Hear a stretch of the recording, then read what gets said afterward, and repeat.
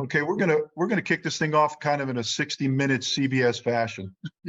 So I'm Gina Murray. I'm a co-founder of CINCH CCM.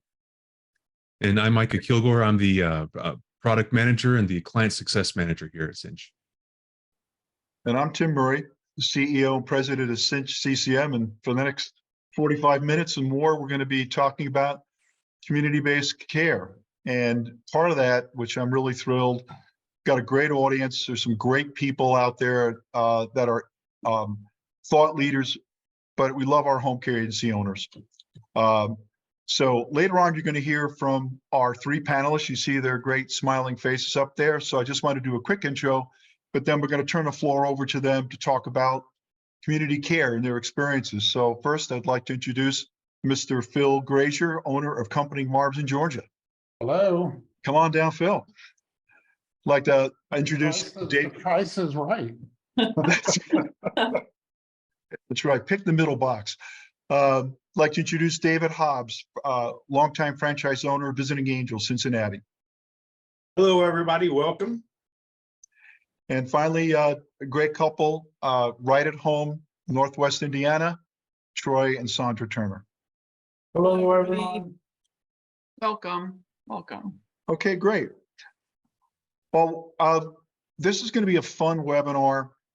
What we want to do is kind of set up community-based care and really talk about how different it is from traditional home care and the challenges. And then in the end, we're going to turn over to our panelists and kind of talk about before, after, and what their experiences are. We talked about advice, and it's really going to be fun. And then we want to leave at least 10, 15 minutes for questions. And what I encourage you to do is if you have a question, put it in chat. Mike is our moderator, and you'll see Micah is going to be dropping links to various pieces of information. And I'll head off one comment question. Can I get a copy of the presentation? You absolutely can. And it's a PDF, and Micah is going to drop that. We actually have access to a secure directory with all kinds of tidbits of things you're going to hear, including the PDF of this presentation. So let's just get to it. In April, I was trying to figure out the best way to explain the incredible benefits of community-based care. And this is not only to agency owners, but to investors, people interested in the topic. And I'm a submariner. And I've gone under the polar ice cap 3 times and came up under an iceberg. I have an appreciation for what they do and what they are. And I thought this graphic can only depicts what amazing impact community-based care. And we found this out when we got into it. At the highest level, you have a recurring revenue stream with a high gross profit. If you do things right, I mean, you have total control over the services you offer, how much you're going to price. And if you're efficient, it's amazing. The gross profit can be in the 50s. It was for us, and it can be for you. Compare that to traditional home care and the recent Home Care Pulse report, which sometimes is in the upper 30s, 40s, you're doing well. So you have a higher gross profit. But underneath the covers, there's some other key things that you don't realize. And we've blogged about this. If you go to CINCH CCM on LinkedIn, you'll see Gina wrote an article about how to diversify and stabilize your revenue. It was an amazing thing to me as an owner each month. It was comforting that this was a steady income that really didn't change. But we know in the traditional home care, we talk about losing 3 24/7s and the impact it has. Community care is steady. And once you've got it up and running, it's almost like you forget about it. It just kind of takes care of itself. The other thing is, realize is caregivers love it. They have a consistent schedule and they get paid at a higher rate because you're charging a higher rate, but you make profit, you have happy customers, and everybody is happy. And the last thing was really, 2 other things. We had an ongoing referral source, and I think David and Phil will talk to this, is in a community, someone falls, they have an issue, they go to the hospital, they come back, need 24/7 care. Now you're combining hybrid. We call it hybrid, short visit care, traditional. Plus, we found in these ILs, when you do a good job, they refer you to traditional cases, whether they're in the community or not. And we found statistically, we had 12% more referrals coming from community-based care once we got in it. that contributed to additional care. And finally, we all know the struggle of hiring caregivers. And lots of published articles about the future, the tsunami, more seniors, less caregivers. What community-based care is in this philosophy is you get to cluster people together with common needs, and therefore you can have less caregivers serving more clients. So it's an amazing model. So at this point, I'm going to turn it over to Gina and do a little bit of one-on-one and community-based care. So we just want to make sure everyone's on the same page when we're talking about community-based home care, that these are services that are provided in independent living communities, not assisted living, although they can be, but basically these are non-medical, typically apartment buildings, but they also can be in homes that are clustered close together. And when we say short visits, we're talking 15 minutes, 30 minutes. We even offered 7-minute visits for check-ins. So it's a caregiver assigned to a shift in a community, and we'll see multiple clients. And if you have a large community, you can have multiple caregivers, multiple client visits. And Micah will drop into chat a link to a video that Gina did. It's a little over 4 minutes, kind of what is community-based care. So what are the challenges? Lots of residents with really short visits, and they don't necessarily want the same length visit on every single day. So the caregivers that come in, they need an organized schedule. They need to know where they're going, what they're doing, and they need the ability to document for each of those shifts. North Carolina is a highly regulated state, so everything is the state looks at. So you have to have the specific tasks, level of assistance for even those 7-minute visits. So you also have the challenge of your office staff. Well, how many caregivers do I need to schedule? When do I schedule them? How many client visits do we have? In our largest community, we had over 5,000 visits a month. We have a current customer who has over 12,000 visits every month. Imagine managing 3,000 visits every week. I'm sure. So, and what you find in community care is these caregivers need to work together. It's not a typical one-on-one situation. So you need to have software that's going to let them work as a team. And agencies, they want to do this. They want this recurring revenue stream. It's wonderful, but they haven't found the software yet to manage it. At that scale. I think that's the real key is anything over 30 and above gets to be more complex. And of course, when you're 100 plus, that's very complex. And you have 8 caregivers on shift at the same time serving that, it becomes a very logistics problem of scheduling. So how do we overcome these challenges? I think you're going to tell them. I think we need to have the right stuff. The right stuff. One of my favorite movies. And I think that the biggest thing that we found, because we jumped into it not knowing what we didn't know, was having the right mindset that this is run completely differently. This is not like sending one caregiver to one client. It's a different way to deliver home care. It's a great way. I mean, first of all, your caregivers are different. The caregiver that likes this community-based care probably doesn't like sitting 12 hours with one client. So you're looking for different caregiver attributes. And one of the things Mike is going to put in the chat is tips to what attributes to look for when you're looking for your caregiving team. The environment is completely different. You have community staff, you've got other family members, you've got residents. So sometimes you have things like unscheduled visits. Somebody calls and says, can you come now? You have things like fire drills. It's like you need to know, what does the community expect of you and your staff? And families. Imagine taking on 20 new families at the same time if you inherit a community. That's 20 new family members asking you questions and wanting to change the schedules. Well, we took on 90 clients at the same time. So we had to set the expectation of what to communicate with us by email and when you need to call us. That urgent needs of please call us. If you have a question about your bill or want to talk about the schedule, please send us an email so that we can take care of everybody. And we have tips on that too, how to manage what expectations and how to manage them.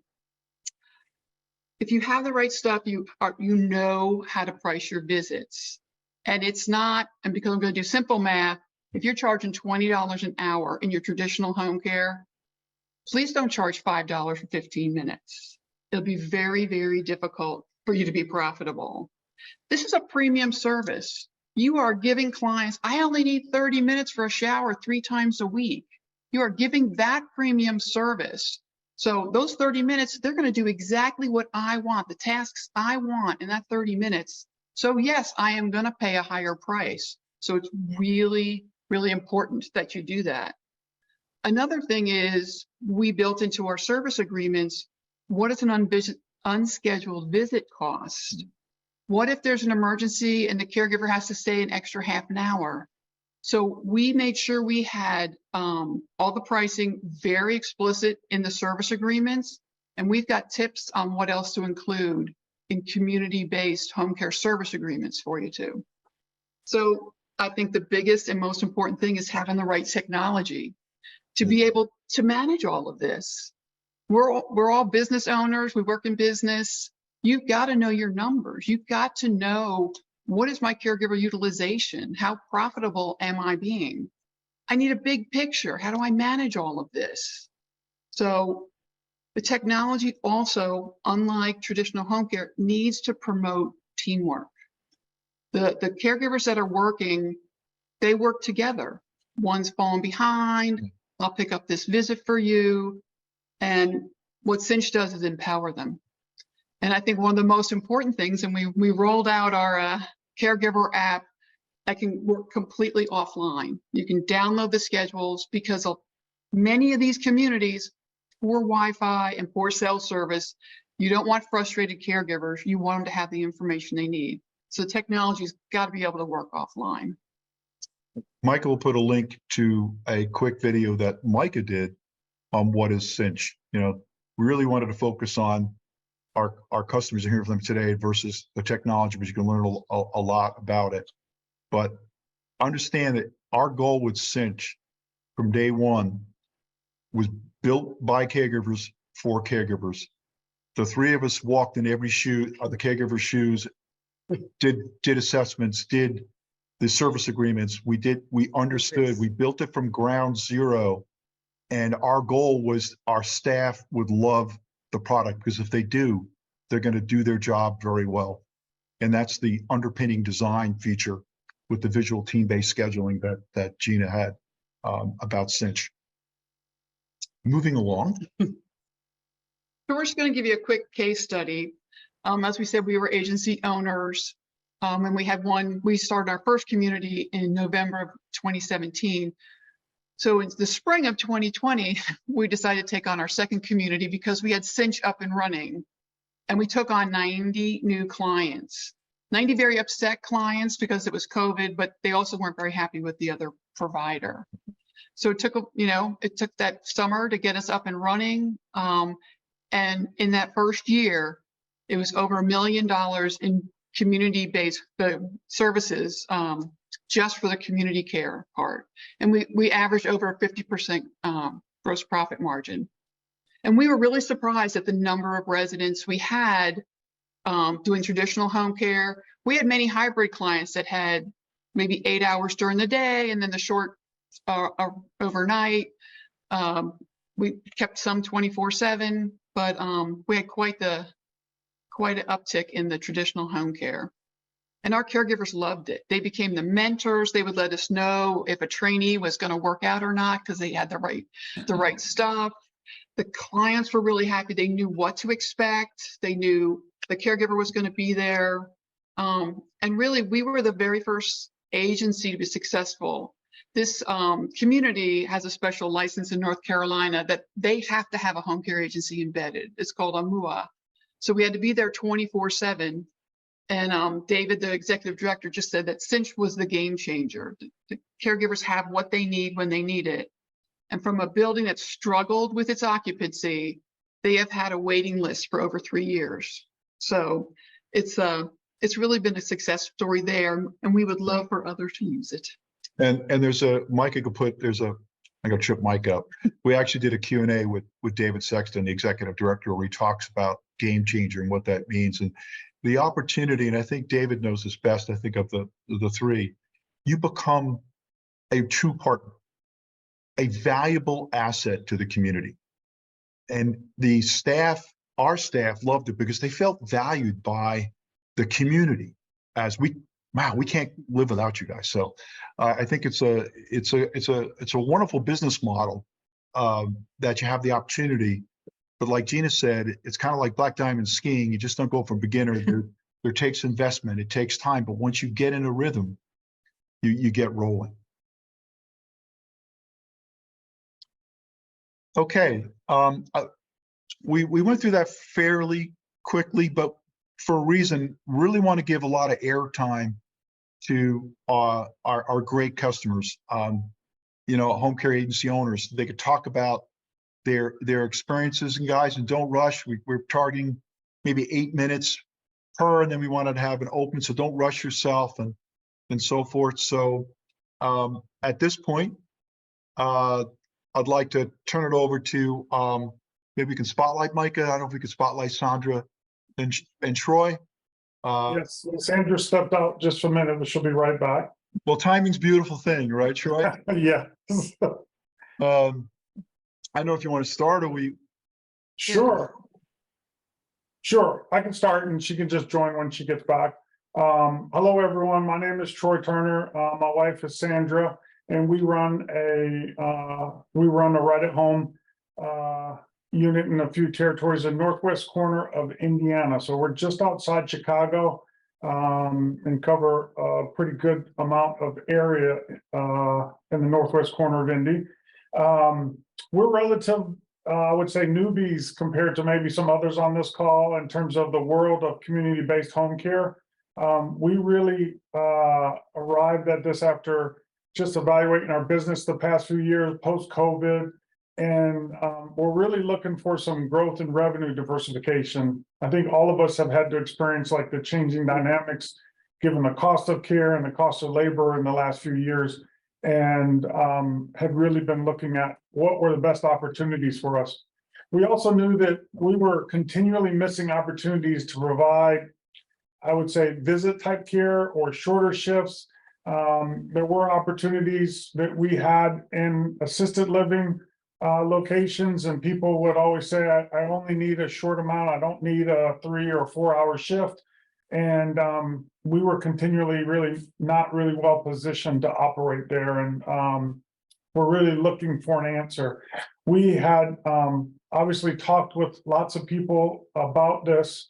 But I will be honest, we jumped in about April of this year after talking with lots of different owners and even Tim and Gina and others trying to make a decision before we kind of jumped full bore. We did not try to do this under a traditional model or a traditional software platform. So we use WellSky, and I think we got enough from our learning that that probably wasn't the best path to go. And we decided to just start off with CINCH. So others probably can comment on what it's like to try to do this with a traditional software. We didn't go down that path and have spent all of our time with CINCH since the April timeframe. And we chose CINCH because we thought that there would definitely be some challenges to doing it in our traditional platform. And we were also looking to make sure that our caregivers had the autonomy and the ability to kind of just operate on the spot. If you're going to pick your best caregivers and put them in to really, great locations, they need to be able to operate, and they should be skilled enough to be able to operate on their own and really operate as a team, which is not really how most of our traditional platforms are developed. So I guess, Sandra and I would probably sum it up to say that our advice, the software honestly has really been the easy part. Now, it always takes time to train and get people up to speed, but I will tell you, even some of our most experienced caregivers that are sometimes challenged with technology have been able to use the platform without any problems whatsoever. And the software has been really the easiest piece about our foray into this. And I would just say, like everything else, it is about the mindset. You really want to take your time because it is a different caregiver or different profile of the caregiver. It does require some changes to your process and how you set expectations with your clients, how you set expectations with the locations you're going to be in or within the communities themselves. And we took our time to make sure we did pricing. We learned from a lot of others who had been down the path and not been successful. And I would say when we look back, a lot of it had to do with people setting pricing too low or setting their pricing around activities versus like time-based principles around how to set their pricing. So we're always willing to help. We like learning from others. We don't say that we have it all figured out, but we're well down the path and are really excited and happy with everything that we've experienced. So. And we're seeing just exactly what was said earlier, which is the communities that we're working with are seeing us as a partner. They are referring exclusively to us. They're asking us for additional services, additional information, and so forth, because we become that trusted partner to them. And it really has been fantastic for the caregivers. They love it. This is absolutely true. Those caregivers that started with us are still with us. And then we have caregivers that are in training, so to speak, those folks that are kind of still trying to prove themselves within our network to get into community-based home care. So it's actually turned into a way to grow talent within our organization as well, too. And it gives folks a plan for progression, which has been really fantastic for us. There's so much, we love all the home care here, but I really admire Troy and Sandra for many reasons, but it's the mindset. You can see the heart, but they've just nailed it, because when we designed this, we're looking at the challenges, and I think David, the veterans, can speak to this. You had to wrap around the practice around the technology, and it wasn't quite right, and you got to kind of change that. This is what the opportunity is around when you heard the comment about activity versus visit. There's some. Look forward to questions from the audience on that. But thank you, Thank you, Troy, for all those great things. And I think the biggest thing is the caregivers. That to know that your caregivers, because we went back to the Abbotsford community, our staff is mostly still there, and we had one caregiver run out of the building to track us down, and you just wanted to cry. And most of them are still there, so it attests to the thing about retention. They really like it. They embrace it, and they like the relationships they built with the community and their residents. So anyway, thank you. Okay. Bill. We're like to Nail on the head there, Phil. Just a little background on Phil. We love Phil and Julie. We know them for many years because we were original members of the Seniors Choice back in 2014. I had the privilege of meeting them. And one of the things we like about best is there's a network, and we all helped each other. And it's like one of the best things ever. So Phil got into community. He was already there, and then he started using CINCH for a while. So he's got a lot of usage. So and he's also got a great sense of humor. So I'll turn it over to Phil. Here you go, Phil. All yours. Hi, everybody. This is Phil Grazer from warm and humid Kennesaw, Georgia. My wife and I own Comforting Arms. We are an independent home care agency, but we're members of the Seniors Choice. So that's how we met Tim and Gina. And so we've been in business. We just celebrated 10 years. So we've been around, and I actually started community care back in 2014 or so.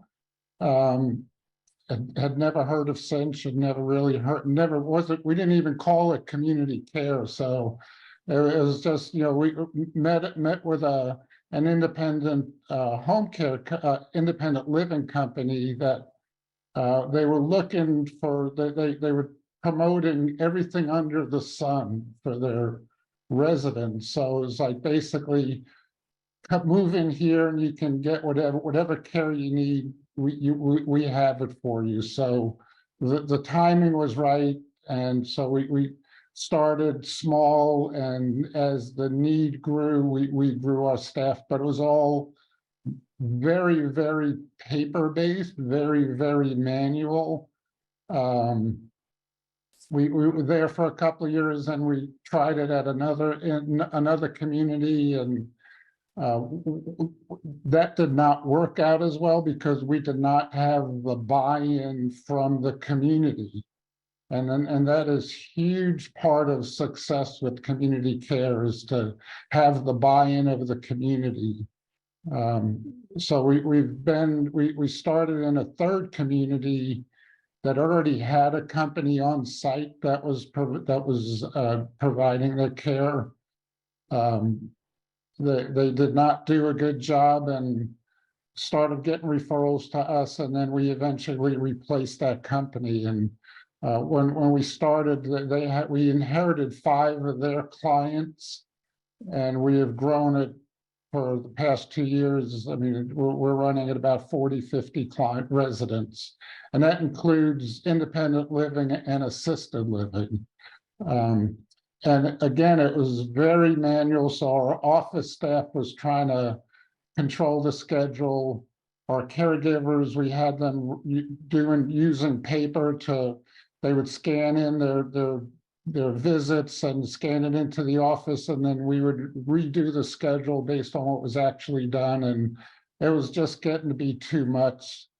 And I remember with Tim and Gina that they had this thing that they built for what they were doing. So I gave them a call, and they said they were actually looking at developing it for the marketplace. So I was like, sign me up. Just so we've been involved with since not since the beginning, but very, very, very early adopters, and it was so quick to see the benefit that it would provide to us. This is the after. Guy on the left is our office staff. He's happy. The caregiver on the right, she's happy, and she's using technology, and so it just made everybody happy. And the big change was that we were able to put control in the hands of the people actually on site.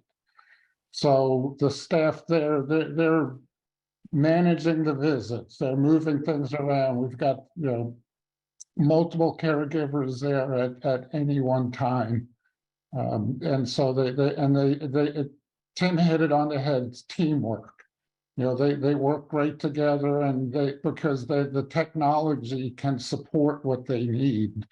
And it's interesting, while we were working with Tim and Gina, we rolled it out, and then there were definitely a few bumps along the way, and Tim said, well, do you want to stop? And I was like, not just no, but hell no, we got to keep going with this. I'm not going back to the paper. So it was definitely worth it. The current product is wonderful, and they keep making improvements.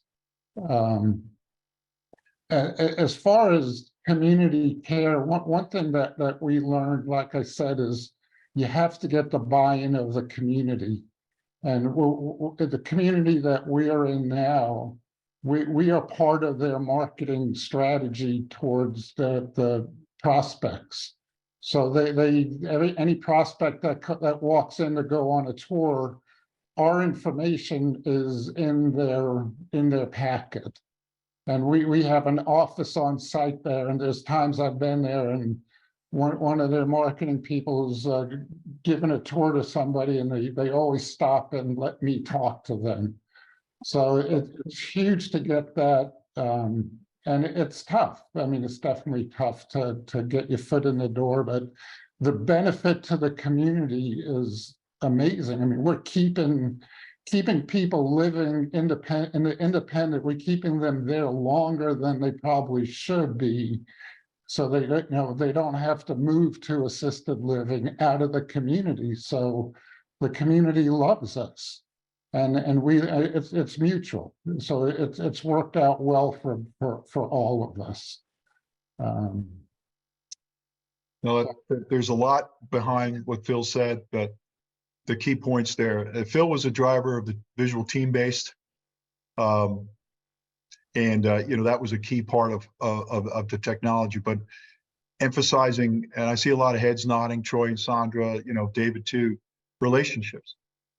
Home care is about relationships.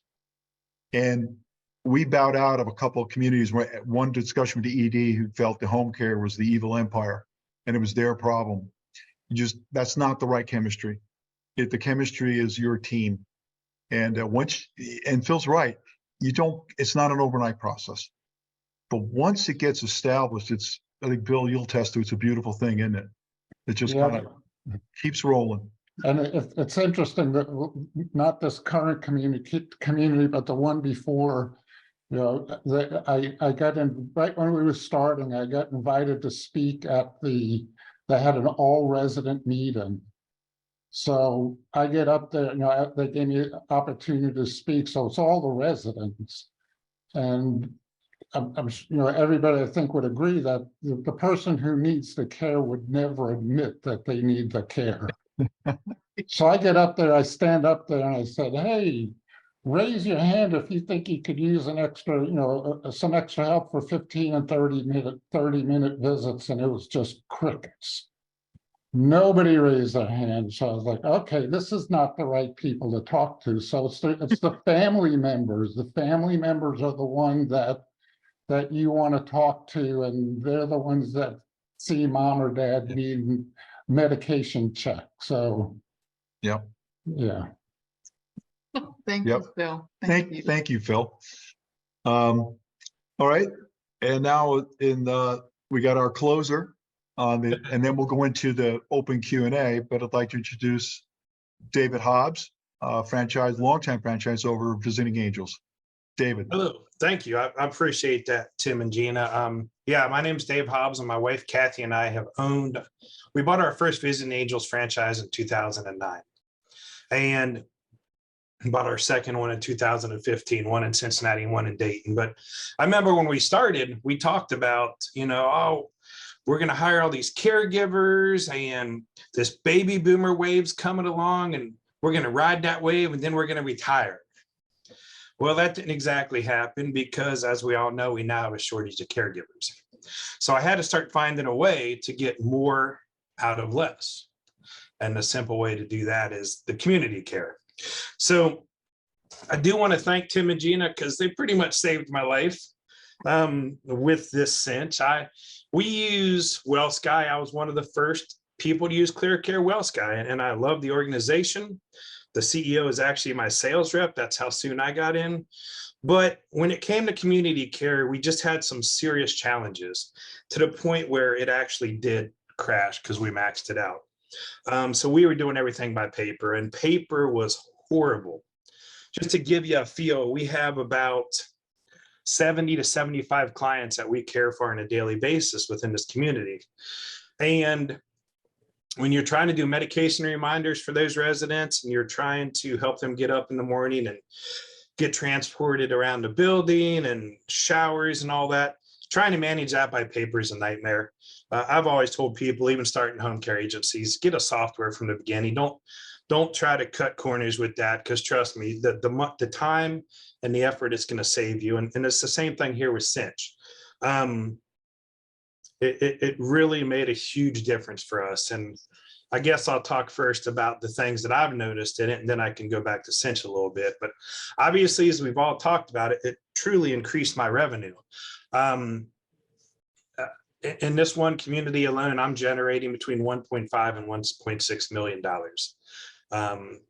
It's been obviously a steady, reliable source of income. We bill on a weekly basis.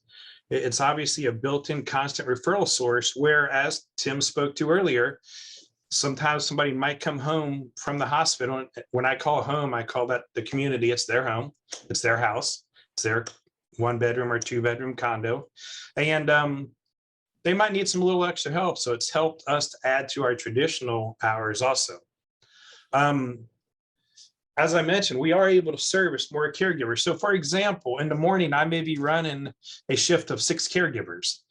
During our first shift and our second shift, I run 5 or approximately around there. But I'm able to service all these clients with that amount of caregivers. Not obviously, I should say. It's obvious for me because I look at the numbers all the time. But what I've realized is that I'm generating a much higher revenue per labor hour within my community than what I would be doing at home on the private duty side. And as they spoke to earlier, the profit margins are much higher. Not much higher, but they are higher. They're in the numbers in the 50% like Tim spoke about. The beautiful thing about the community care for me, especially since I brought Cinch on board, is I don't have to be there every day now. Their system has truly allowed me to let this run autonomously. We have a manager in there and we have caregivers in there. And with the software, I'm able to sit here at my desk and review all the tasks, what's going on, who completed them, are we meeting them on time, how much time are we spending in each room, what revenue are we generating from the residents, and a lot of other things like that. So the other big deal is it holds people accountable now, because you're able to assign, for us, it's floors. I'll assign, we have a 3-story building with the east and west side. So one caregiver may be assigned to West 1. She's accountable for everything that goes on the west side first floor that day. So if we have any issues, problems, concerns, missed visits, I can go in the system and look and see, oh, well, you acknowledge that you did give them their medication, but it's still in their Medi-Set. Can you help me understand what happened, why they didn't get it? They've gotten better at now, instead of me chasing them down, they just put a little note, resident was out of the building at the time or was out with the family. That's another nice thing about Cinch. I can look in there first, but if there's no notes, I can then go to them. Like I said, I've been doing home care since 2009. What's the worst phone call you get? The one where the caregiver says, I'm sick, I don't have a babysitter, my car broke down, I can't make it to work today. And then your team is stressing trying to staff that job, especially in the current market we're in. If I have 6 people scheduled in the community and I do purposely overstaff a little bit and one calls off, we can still make sure we meet our service levels with those 5 caregivers. So it's not that, oh my gosh, we have to get this staffed situation. That alone has made my life much better. And once you are established in the building and you're providing the level of care that the clients expect, the residents expect, nobody can compete with you. We've had competitors try to come in the building. They can't match our service, our efficiencies, and our pricing. And that's a huge, obviously, asset. And speaking of assets, you do become a valuable asset to the community.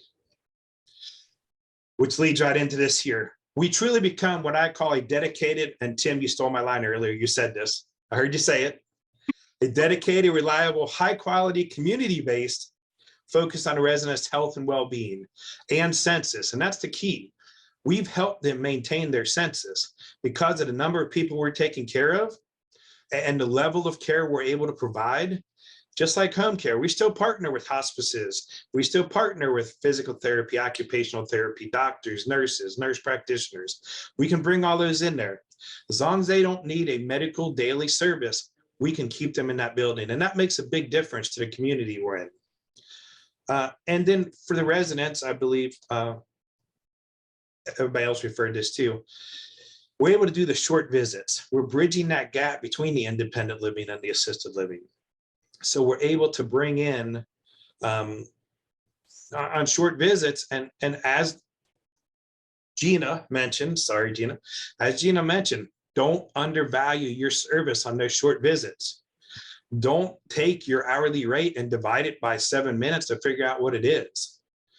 You're giving them what they need in an efficient amount of time, and they should pay a premium for that. because you're paying your caregivers a premium to be there.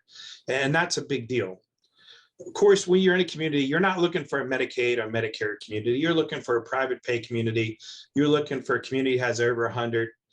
I would recommend over 100 apartments within that, and people that can pay for your service out of pocket.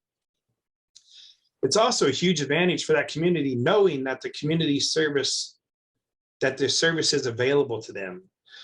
When they're looking at moving in, can this be the last place I ever move into? Can I age in place? And that opens up the window for the community you're in.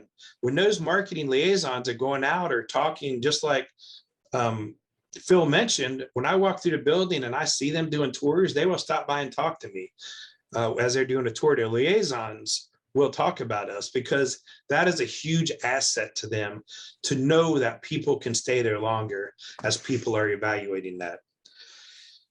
In reality, and our numbers fall right in line with the 25 to 30%, which is a number from Tim and Gina, that approximately 25 to 30% of the residents in a community need the help. Let's see, a couple more quick things. Getting the buy-in is huge. The other thing nobody's mentioned that's really important, two things. One, I do monthly meetings with the general manager, executive director of the community, just so we're all on the same page. We still talk on a daily basis, but we sit down and say, what challenges are you guys facing? Here's challenges we're facing, we find ways. You've got to have that buy-in. If that community is not going to be pushing you and support you, or if that community wants to make money off of you, I say walk away, but that's me. Because you need to maintain that independence. You are a non-medical home care company. That's what you do. And last but not least, nobody's mentioned, this runs side by side with my WellSky. So don't think that CINCH has to replace your current product. It currently runs side by side. It's very efficient. And I'll tell a quick story. I love this so much. I found it on Friday. I was seriously thinking about developing my own product. And somebody reached out to me and told me about Tim and Gina. I got online Friday, I checked them out. I literally hopped in my car on Monday and went down to see it in action and was very impressed by it. And for those reasons, decided to jump on board. So that's about that. Did I leave anything out there, Tim?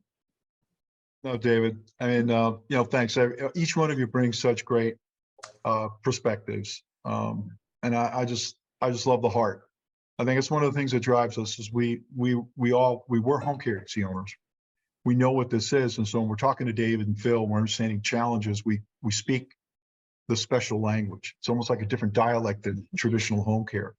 But thanks guys. And, Mike, I don't know if we got many questions, but I can throw a couple out there. That's our content. Micah in chat will put a link to a directory of materials. One is the presentation, and then there's tips that we have based on our experiences in independent living home care for you. So you can leverage. But at this point, Micah, does anybody? I saw maybe a couple questions. Or any questions that we can put? So we have we're going to join our owners in the panel now. Yeah. So we have John asking, what does the business model for being in community look like? Anybody, you guys want to take it? David, Phil? What does? Yeah, I'm not real sure. Any clarification on what do you mean by the business model? I'll give an example. For us, we have a manager in the building. We have a person who receives the phone calls and dispatches the caregivers out to the residents. I do things a little different. One of the things I developed is I created a package, and I do packages versus Gina and Tim, and I believe everybody else on the panel who is more time oriented, because that's the way we in home care think, is time based. I've developed packages to allow clients to bundle things together, and based off that price is the services we will provide. I don't know if that's exactly what you're looking for, but that's sort of the model we have. Micah, do you want to have John go? Yeah, John, and can you hear me? Yes. You can. Hi, everybody. Thank you. It's great to learn from you all. This is a really interesting topic. Yeah, I was wondering when I said business model, it's partly what's the operating model, which David, you did a good job of giving one piece of that with the manager in the building, receiving the calls, dispatching caregivers. Also curious, like, let's say you're in a facility with 100 people.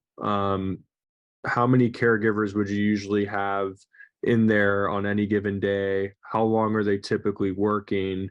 And how are you managing those shifts? And then also I'm curious about pricing. Are you sharing a piece of your hourly rates if you charge hourly in this model with the communities that you're with? I'm kind of curious on how that all works.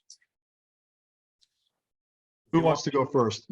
Well, we definitely would. Yeah, so the home care agency is completely separate from the community.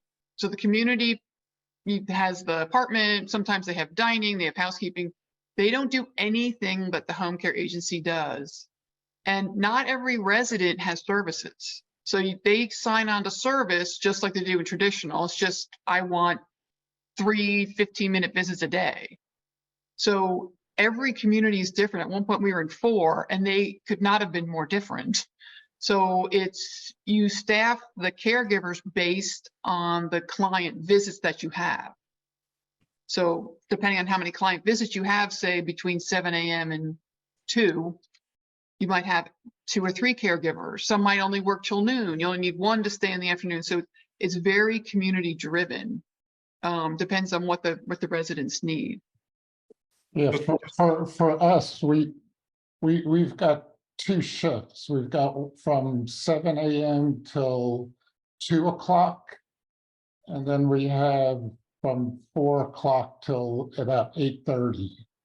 It seems like everybody needs something in the mornings. Everybody needs something in the evenings. That afternoon time, it's usually pretty slow. And we've got, I mean, right now, Monday through Friday, we're running 3 caregivers in that morning shift and 1 in the evening. So we can, and like Gina said, you need to know what it takes to break even. What's your break even point? How many 15-minute visits do you need to, and then, how much you're going to pay the person, and then you just kind of extrapolate it out from there to build your pricing. A couple points I want to mention. John, great question. One, in the materials that you'll have a link to, we have a sample called CINCH brochure, and you can see how the pricing works. As the case study that Gina mentioned, where we had 90 clients, that was a significant presence. We actually had 2 offices in there, one for caregivers, one for the staff. We established a position called community care coordinator, which was really the quarterback, which was in charge of the community. And we had a full-time nurse, as you can imagine. We had 90 clients. So her partner was a full-time nurse. Underneath the community care coordinator, we had the caregiver team, and we had lead caregivers and then caregivers. And we had, for that community, fluctuated between 6 and 8 on shift at one time. And now, with the help of like David is a big driver of reporting, where we have this analysis of kind of what if. We can project, you can play around and say, what if I shrink the number of visits to X? What am I going to make? What's my profitability? And then you can say, well, what if I charge this? How does this work out? Because that was kind of a common challenge for us. So one of the things in working with us is we actually are going to be rolling out what we call community-based care OS, like an entrepreneurial system, which takes some finding, qualifying, getting up and running, and best practices. A number of the things that Phil, they all touched upon, marketing and so forth. We have those experiences. So it is its own business model, John. You have your community's different. Yeah. So you kind of build this organizational structure like that. And like Phil hit the nail, your typical community of 140 residents, you're probably going to have 30 residents on service. You'll probably have 2 shifts. just like Phil said, morning into the early afternoon, evening shifts. The differentiator, like David, we're getting more heavy lifting. Sometimes you have overnight, and we did. So we had a Yeah, David does around the 24/7. I think we have, so Michael, do you have other, did that help, Yeah. John? Did that help answer? That was incredibly helpful. Thank you all for the insights. Seriously. Yeah, Yeah, John, I guess if I could add something there, Tim and Gina, the only thing I would add, John, is we didn't start out with like some huge facility. We actually started out by kind of going in and we did start with some clients originally that were left over from another agency, but honestly, when we first started, our first commitment was, we could provide service in that 7 a.m. to 1 p.m. time frame. And the hours that they talked about are spot on. But we built from there. Once you're in the community, you start to provide services. I think as Tim described it, and Gina, maybe it's like being in high school and people start talking and comparing, and all of a sudden the word starts to spread, and the next thing you know, you'll have others coming to you for services. Our dead period, like everyone, is in that middle of the day, but you can start just by setting an expectation that I can provide reliable service from this time to this time every day. And you just really manage it week to week. We saw significant growth in the first few weeks. But probably a month into it, we had 3 caregivers working full-time hours. So it just took a little bit of time. You nailed it. Got And it. you might find we had one instance with one community where they were enamored by the short visit, and it never really morphed. But because we were in there, we got more traditional business from that, and even assisted living business from it. So it's a checks and balances. You have to it's very interesting. Once you get into community and they respect you, and you can make up money besides the short visit model. Yeah, there's the point. It can happen. Yeah, we wanted to start, we had the first facility and that was great. And then we have a long-standing relationship with a different location that has independent living and assisted living and even skilled nursing. So we've been with them since the onset of this business 8.5 years ago. And we rolled out to the senior leaders, the community-based care. And there's a lot, they're a little different because they don't let us like go in and sponsor events or anything like that, because they have a strict no solicitation policy. So they can't let us even in to talk to people about it. They have to tell people. So what ended up happening was, instead of them going to community-based home care, what ended up happening was we're getting 4 and 5 and 6 and 12-hour shifts and 24/7 shifts out of there. But we were dying to start the community-based home care, and they still went towards the traditional hours. So we're like, well, we'll take it. We're not going to say no. We're still trying to develop it, this same program there, but we're just getting so many more hours from them that we haven't been able to convert it. So, but that's okay. It's not a problem. So, yeah, absolutely. you want me to address a couple of these questions I see here? Yeah, I was going to say that we have many questions coming in. One's for you, Hobbs. How I see 2 of them here. I'll address. Yeah. So the question is, can you speak about using 2 different systems like WellSky and CINCH? Yeah, so I was going to address that. Yeah, so because I was using WellSky first, I still do my billing through WellSky, only because I had it all set up and we're in the process of moving it over. CINCH has a good system that exports right into QuickBooks Online, but I do my scheduling, although CINCH now has the ability to do scheduling. I do my scheduling with caregivers and my invoicing through WellSky. But as far as all the care plans, all the tasks, the beautiful thing is they walk from room to room to room.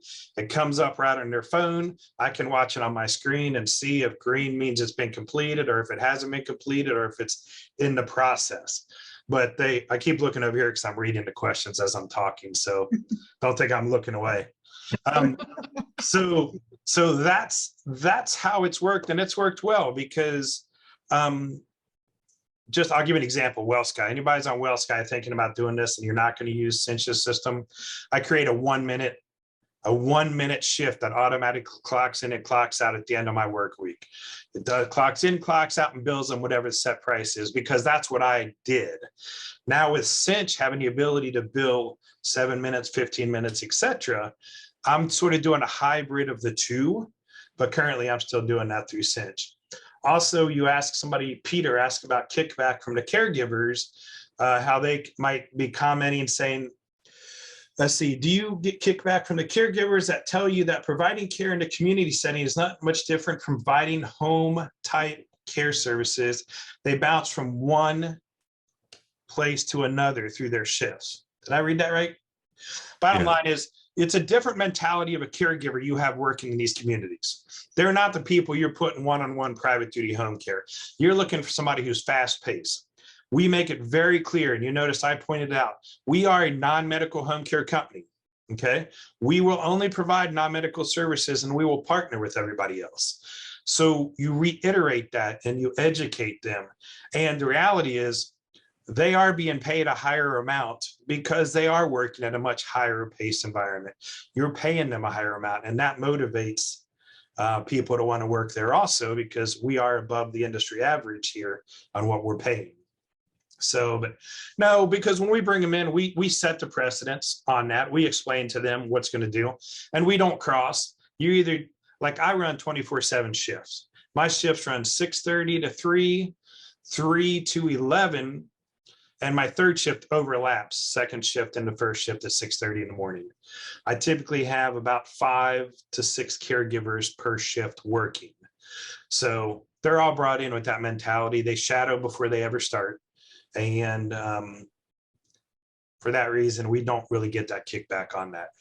And that's why it's so important, as Gina and mentioned, you're a separate entity from that community. You're there to help them and provide care and be that resource to them. But at the end of the day, we are two separate entities, and that's very well expressed through with all our residents. And if I can add something about the caregivers, so it's definitely a different breed of caregiver, like David said, and we do pay them more. But when especially starting out, we have an office on site, but when we were starting out, I did not want my caregiver in that office if they were not seeing anybody. They were out in the community. They were talking to people. If saw somebody walking in with some groceries, go and help that person. We had a weekly blood pressure clinic that we do. So it's being very visible, and we even outfitted the caregivers in a special shirt, a very brightly colored shirt, and the residents know if they see that color shirt that it's Comforting Arms and they're here to help. So being visible in the community is important. And looking professional. Yeah. Yes. We could speak to the running Cinch concurrent with WellSky. We do that as well. David, I think, has a little bit, probably more of a hybrid. Our traditional business sits in WellSky, all of our community-based, and where we started off was anything that was 2 hours or less was kind of what we use Cinch for in that community. And so we have had clients ask for overnight care and things like that. Honestly, when we get more than that 2 hours, we have moved them over to WellSky. But I think they've made some improvements to the software to actually enable us to do more hourly care just within the last few weeks. So you can draw the line where you want to, but it's relatively easy. It takes a little bit of work on the back end for us in terms of how we integrate the financials and do billing, but it's pretty straightforward, and it's not a significant time investment to do anything separately out of both systems. Yeah, guys, just for we were WellSky. We started out generations WellSky. We developed Cinch to work with and not replace. And we have a whole methodology in how to do this, test it. There's a video up there about how to use your home care. There's some great products out there. WellSky, Access Care, ERSP. We know the list. There's generations. You can keep going down the list.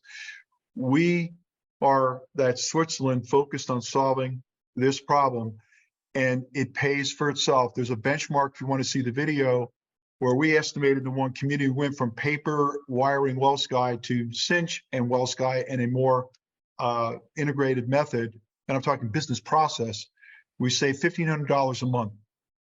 And then if you look at the additional money you get, basically it pays for itself. And everybody loved it. So it's not like you're adding another cost. It pays for itself because of how it solved that problem. And, it doesn't matter what technology platform you're using. Like Gina said, we used WellSky where they were doing payroll, clocking in and clocking out. WellSky tracked where they were going. Once they got there, we told them what they were doing. That's the relationship between, and it works beautifully. It works. And this team, one of the things I'll say, we're closed because we reached 2:00. We established a Reddit community for everybody we love so much what we got from the Senior Choice of working together.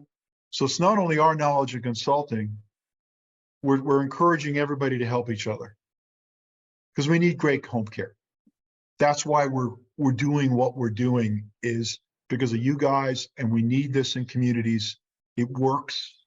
And we love working with you. So we're kind of out of time. Can I address one more question I see? Because we didn't touch on this at all. I'm sorry, but I see Dan Newman's asking about how do you get into community?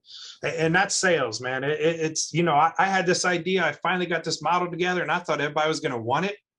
But, I have challenges getting into communities, and we have a great system. But it's developing a relationship with the liaison. It's about getting to the general manager. It's about presenting to them of how that's going to work. And that sometimes just takes time, man. You just got to be there. And when that agency that's in there fails, make sure you're the one that they want to talk to next. There's no secret sauce to getting into communities because everybody thinks they have, I mean, we have an excellent reputation where we're at. And I thought I'd just walk in and show somebody this. And I even had people calling me from other communities asking me to come in. But again, I got to develop that relationship with the management because it's got to be a partnership with that management. When that happens, then it's the right time. So it's not going to happen right away, but it definitely, with time and persistence and just developing that relationship of getting in there and doing things like, we do happy hours, we host bingo, we do things like that, and start slowly developing that relationship. Over time, all you need is a couple of these, and that's going to be well worth that time. So that's a quick answer, because I could talk all day.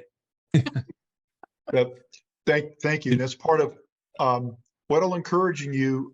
You'll get a survey after this. Is think about, you can tell us what other webinars. Another one we're thinking about doing is on that exact topic: how to find, qualify, and get into a community. We can do a webinar on that topic. And if you all want that, we'll put that together because we just love it. You can hear it. You feel it in David's heart, feel it in Phil's heart, Troy's heart. We all went to those Wind Down Wednesdays. We sponsored all these events. It can take time, but all it takes is that agency to stumble and they go, I'm calling David. He's been a good soldier. He hasn't pressed me. He's like, I'm there for you if you need me. That's how it happened for us in a couple. Real quick, this big community that I'm in, I started getting referrals from people, and then all the workers wanted to use us, and I said, you gotta talk to Ken.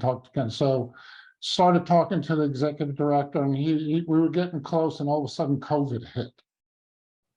And I waited a year for them to, for things to kind of, the dust to kind of settle, and then he was ready to pull the trigger, and it's been great ever since. So it's patience. Persistence, yeah.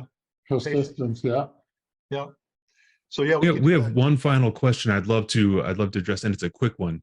It's about how much more do you pay a caregiver that's in community providing services? Anybody want to take that?